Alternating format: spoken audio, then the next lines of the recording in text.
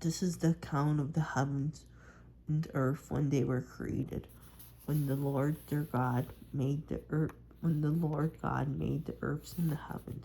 Now no shrub had yet appeared on the earth, and no plant had yet sprung up, for the Lord God had not sent rain on the earth, but there was no one to work the ground. But streams came up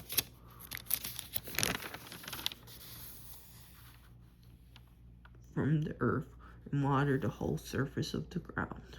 Then the Lord formed the man from the dust of the ground and breathed into his nostrils the breath of life, and the man became a living being. Now the Lord God had planted a garden in the east of Eden, and there he put the man he had formed. The Lord God made all kinds of trees grow out of the ground, trees that were pleasing to the eye and good for food. In the middle of the garden were the tree of life and the tree of knowledge of good and evil. Now no, it wasn't raining before Adam and Eve, before the flood, and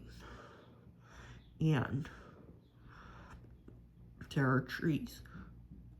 God's going to forbid the knowledge of good and evil, as in the upcoming passages. A river watering the garden flowed from Eden. From there it was separated into 4 headwaters. The name of the first is Pison. It winds through the entire land of Hevia, where there is gold. The gold of that land is good. Aromatic raisins and onyx are also there. The name of the second river is Gihon. It winds through the entire land of Cush. The name of the third river is Tigris. It runs along the east side of Asher. And the fourth river is Euphrates. Now notice how in school you probably heard about ancient Mesopotamia and how Tigris and Euphrates were the 2 main rivers. Mesopotamia. However, there's Pion and Gihon. Pishon and Gihon. That's because before the flood, the earth was one single supercontinent, likely from the flood to 2,300 years ago.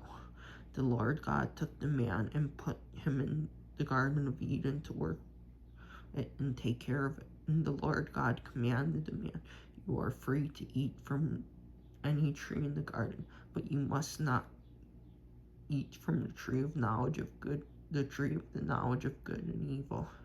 For when you eat from it, you will certainly die." The Lord God said, "It is not good for the man to be alone. I will make a helper suitable for him." Now the Lord God had formed out of the ground all the wild animals and all the birds in the sky. He brought them to the man to see what he would name them. And whatever that man called each living creature, that was its name. So the man gave names to all the livestock, the birds in the sky, and all the wild animals. But for Adam, there was no suitable helper. No suitable helper was found. So the Lord God caused the man to fall into a deep sleep. And while he was sleeping, he took one of the man's ribs and then closed up the place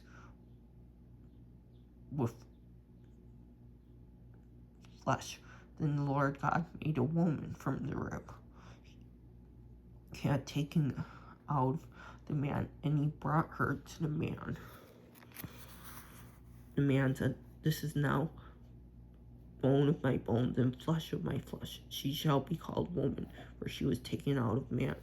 That is why a man leaves his father and mother and is united to his wife, and they become one flesh." Notice how that's why divorce is very painful. It's making a commitment. As in Malachi chapter 2, verse 16, there will be a side note saying how the Lord says he hates divorce. Adam and his wife were both naked, and they felt no shame.